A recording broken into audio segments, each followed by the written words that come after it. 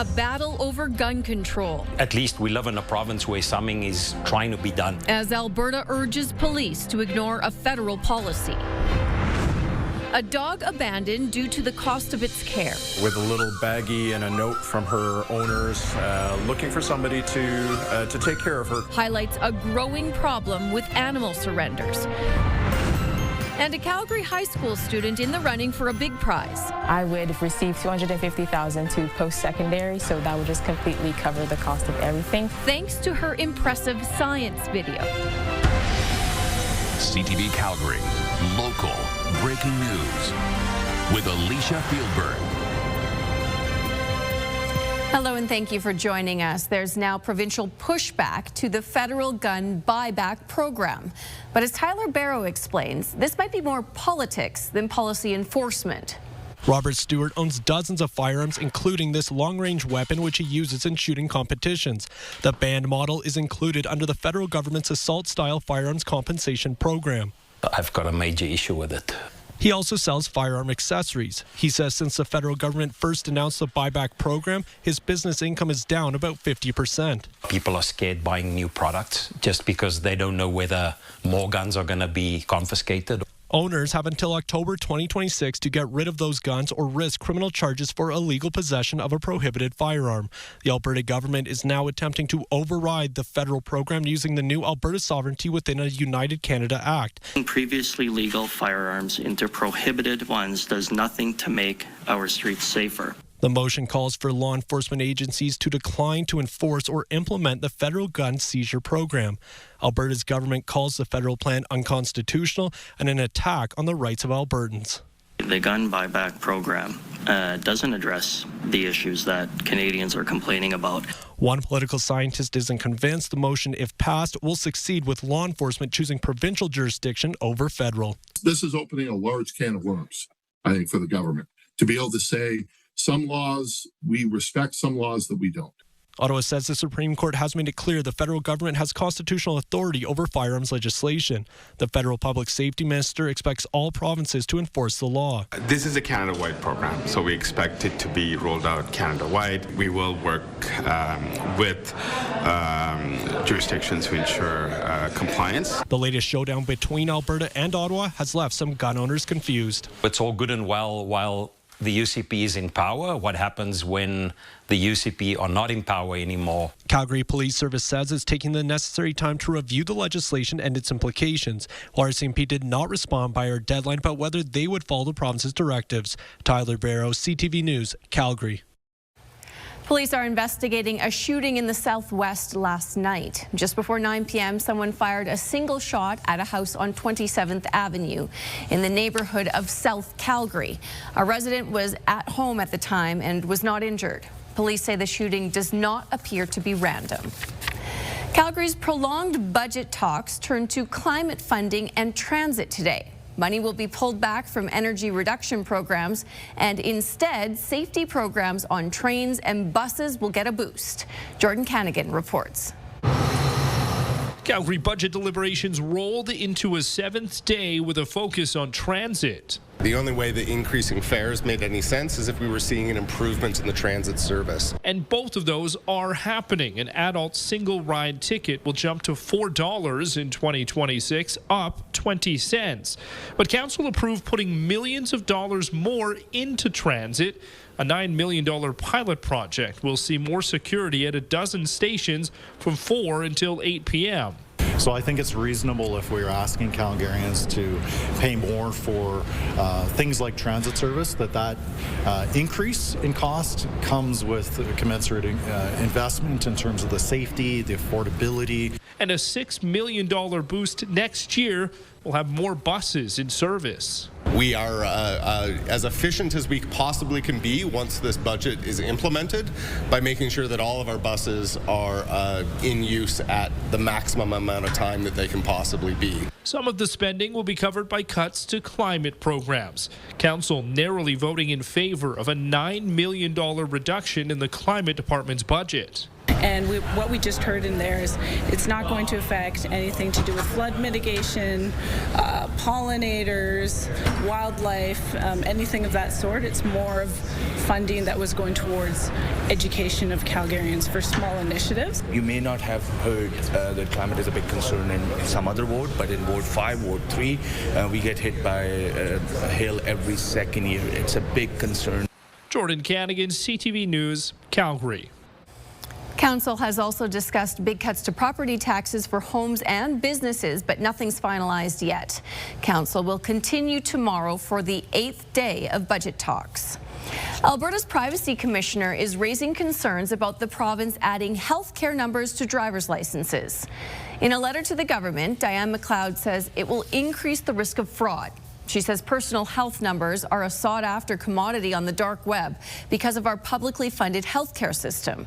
The province says adding healthcare numbers and citizenship to driver's licenses will make it more convenient for Albertans. McLeod has also warned that the Registrar of Motor Vehicles is not subject to privacy laws.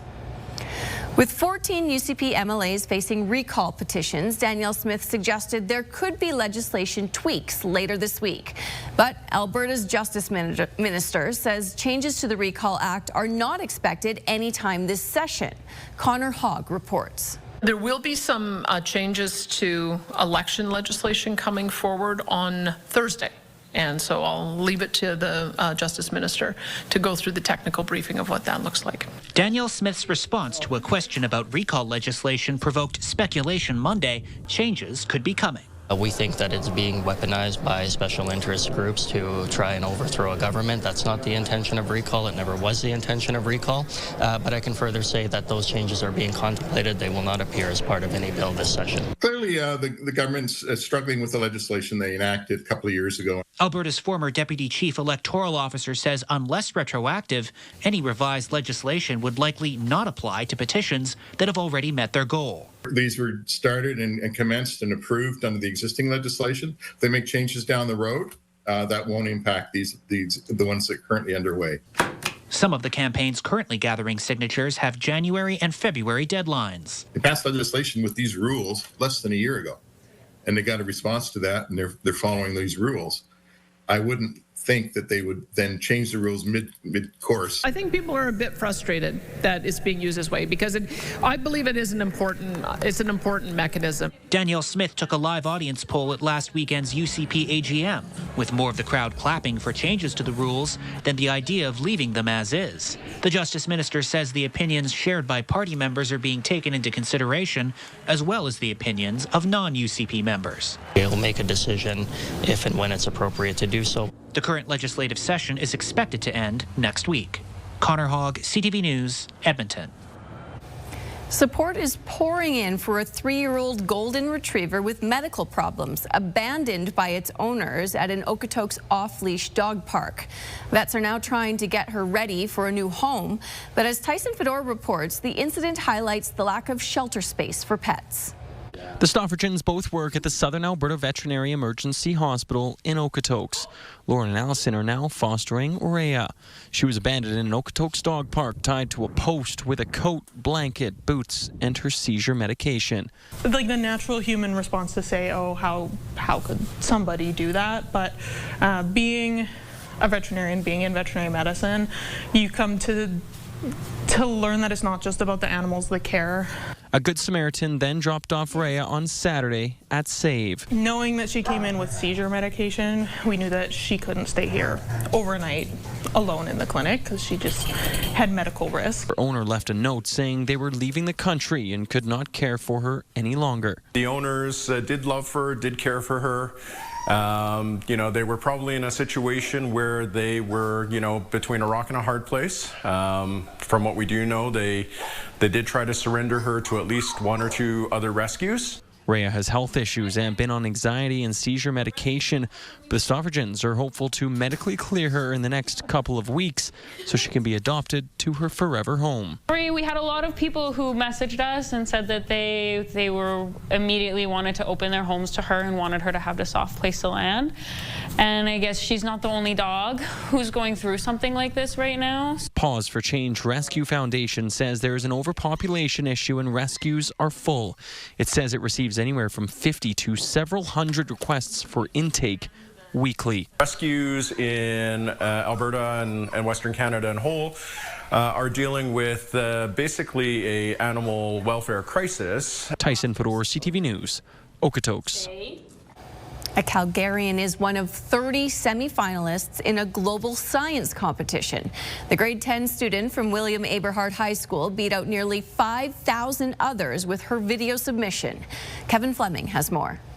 Now, we use pluripotent stem cells, shape-shifting potions that can become any tissue from the 3 germ layers. The creative video is 2 minutes long, and Annie Udofia learned about organoids after researching her mom's retinal eye surgery. Well, organoids are is a cool scientific concept where scientists are able to use 3D cell cultures, which are just stem cells from your body, and they're able to actually turn them to mimic the structure and function of actual human organs. Her video was noticed by judges in the Breakthrough Junior Challenge, a global science video contest.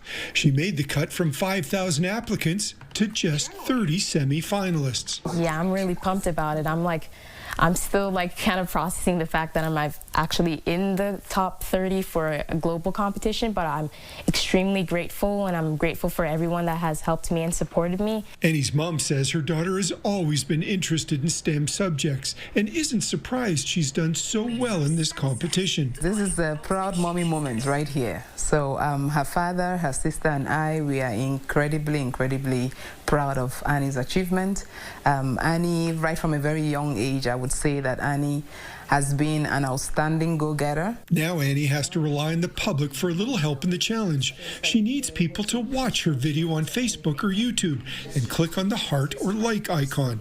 The more votes she gets, the better her chances. They can help out by actually watching the video, but more importantly, liking it, because in order for you to become a regional champion per se, or even win the popular vote, it's the video that has the most number of likes. The People's Choice category closes on December 9th, and that's when Annie will find out if she's made it to the finals. Kevin Fleming, CTV News, Calgary. The grand prize is $400,000. More than half would go to Annie, $50,000 would go to her teacher, and the school would get a $100,000 science lab upgrade. There is a link where you can watch her video on our website. Well, if you need a Christmas tree or firewood ahead of the holidays, you can get it for free by chopping it yourself on public land. Albertans are allowed to cut down up to 3 Christmas trees. They have to be under 2.5 meters tall and with stumps no larger than 15 centimeters in diameter. You can also cut up to 7 trees for firewood. You need a permit, and even on Crown land, there are some areas that are off limits. If you do go out, you should pack emergency supplies and prepare for all kinds of weather.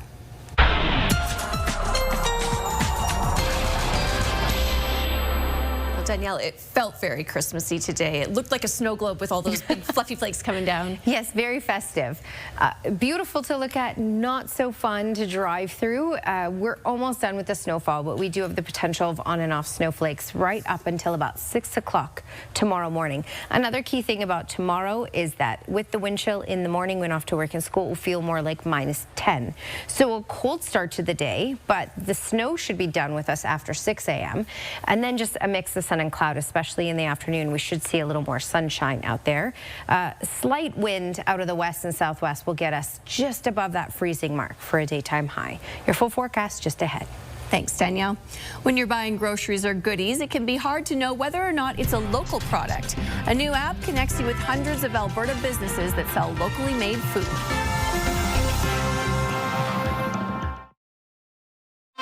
You're watching CTV News, Calgary.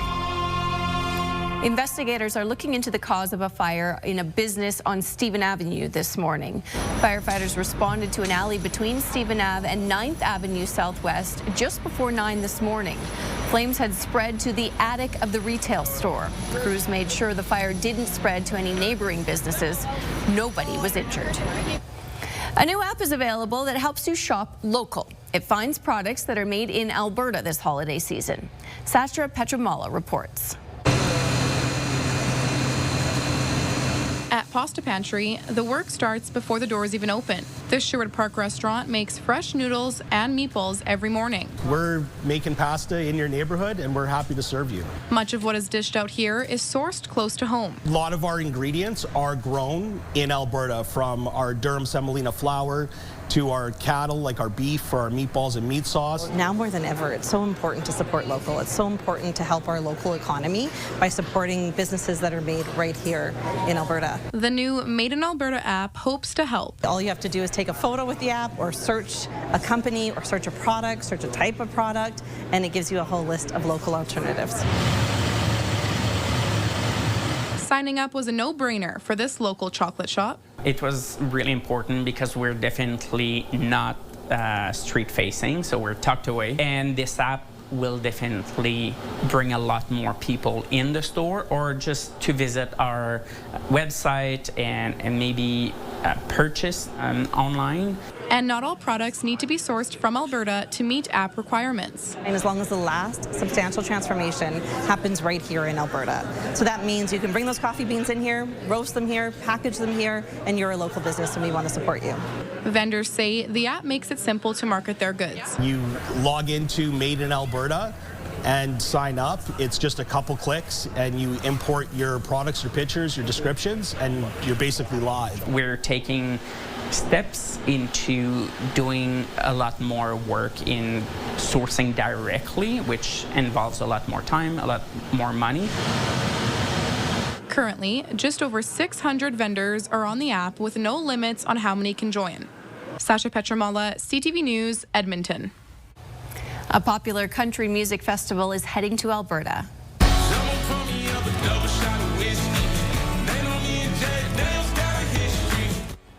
Shabuzi will be headlining the first Boots and Hearts West Festival in Edmonton on August 28th and 29th. Tickets go on sale tomorrow morning at 10.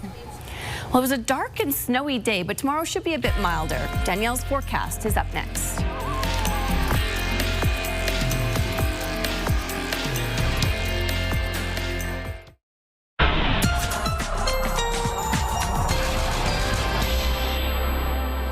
All right, when I show you this graphic, it's going to look like it was warmer than it was today. It says that Calgary got to a high of 5. We did, but that was really, really early in the morning when most people were sleeping. And then throughout the day, we actually dropped. So by the afternoon, we had a wind chill of -10. So it was a chillier day, especially in the afternoon, a little windy at times, and yes, as you know, snowy as well. The snow is starting to make its way out, but still isolated snowfall possible up until about 6 o'clock in the morning. We'll talk more about that in just a second, but you can see temperatures have really started to regulate in the prairies in comparison to the cold over the last few days, and warm temperatures, or I will say mild temperatures, are in store for the next few days. It was fairly gusty. Pincher Creek over to Lethbridge, gusts around 70 kilometers per hour when you're looking at the maximum wind gust. This can be expected again tomorrow here. So 70 kilometers per hour, 60 to 70 in Lethbridge, and 70 to 80 in Pincher Creek for tomorrow. However, for all other communities, Calgary, for example, Medicine Hat, Brooks, Drumheller, much calmer wind for tomorrow, likely around 20 kilometers per hour. All right, it will all be out of the west, so temperatures will be mild in general in southern Alberta for tomorrow. We'll get above the freezing mark for most communities. Here's a look at the past few hours with regards to the snowfall. It is lightening up. It is becoming more sporadic, but there's still isolated pockets, again, up until about 6 o'clock in the morning. I'm just going to fast forward this. And this is a look at 6. So while the snow should be out by 6 o'clock, we're still looking at the cloud cover sticking around for much of the morning. And then that should start to break apart, especially as we head into the afternoon. So sunny breaks are certainly in the forecast at times for tomorrow. All right, next snowfall. Small chance of seeing some snowflakes early Thursday morning. This really doesn't look like anything to worry about. But on Friday will likely behave much like what we had today. So another 1 to 3 centimeters possible with some on and off snowfall in the city throughout the day on Friday. All right, so your longer range forecast looks like this. 1 degree is our high for tomorrow. Cold to start again, -10 with the wind chill in the morning hours. By the afternoon, +1, calm winds, and just a mix of sun and cloud. Thursday Thursday, small chance of isolated flurries really early in the morning, but it should be stable for much of the day with sunny breaks and a high of 4. That will be our toasty day of the next 5, as you can see, because temperatures then take a dive for Friday and for Saturday. And with that next system, again, 1 to 3 centimeters of snow possible on Friday, and then much colder for Friday with a high of -8 and mainly cloudy skies to kick off the weekend. Thanks, Tanya. The football season was nearly wiped out due to the more than 3-week-long teachers' strike, but schools found a way to make it work, and a Calgary team has triumphed once again.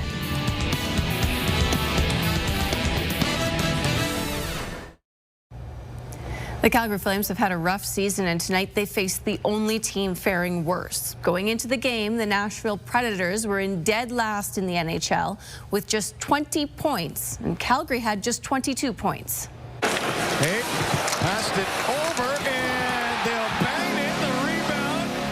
And the Predators were first on the board at the end of the first in Nashville. The team gained steam in the second period, picking up 3 more. Predators win, final score 5-1. The Flames play again Thursday night, this time at the Dome, hosting the Minnesota Wild at 7 p.m. A Calgary high school team has won their division's provincial football championship once again. As Glenn Campbell reports, the Ernest Manning Griffins came out on top. It was a battle of Calgary in the 5A Boys Provincial High School Football Championship. The Ernest Manning Griffins up against the Notre Dame Pride in the title game. It was all Manning. They beat the Pride 31-0 to win their second Alberta Bowl in 3 years. It's great. I'm incredibly happy to be able to win with this group of guys. Special group. We put in a lot of effort in the off-season and in the summer, getting ready for the season, so be able to have all that work come together and have the correct result was great. The fact they were able to play for a championship wasn't lost on the players. The teacher's strike nearly wiped out the entire high school football season. Fortunately, they found a way to let these kids play for a championship. So appreciative, like all the effort that's went in, whether it's the athletic directors, the coaches, even the players showing up, and whatever work we were getting in off the off season with like just teams going together with no coaches and figuring it out. It's been incredible. For many players, this was their final season of high school football, making this victory even sweeter. It feels great. I mean, on the sideline, it just lots of emotion just flowing out, and we got a bunch of great grade 11s coming up to come to the field, and I know I can trust them, and it feels just awesome just letting my emotions out. Manning overcame a lot of adversity to get the job done. Injuries and the strike were the big ones. Offensive coordinator Mike Kluka says this was a special group. I'm so happy for them. I wanted it for them so bad, and I know how much they wanted it. And I've been around a lot of sports locker rooms, been lucky to in kind of my career playing and as a coach, and I think that was one of the happiest locker rooms I've ever been a part of after that. So you really saw what it meant to the players, our staff, and just our school, and I'm very, very proud of them. Glenn Campbell, CTV Sports, Calgary. Thanks for staying up late with us.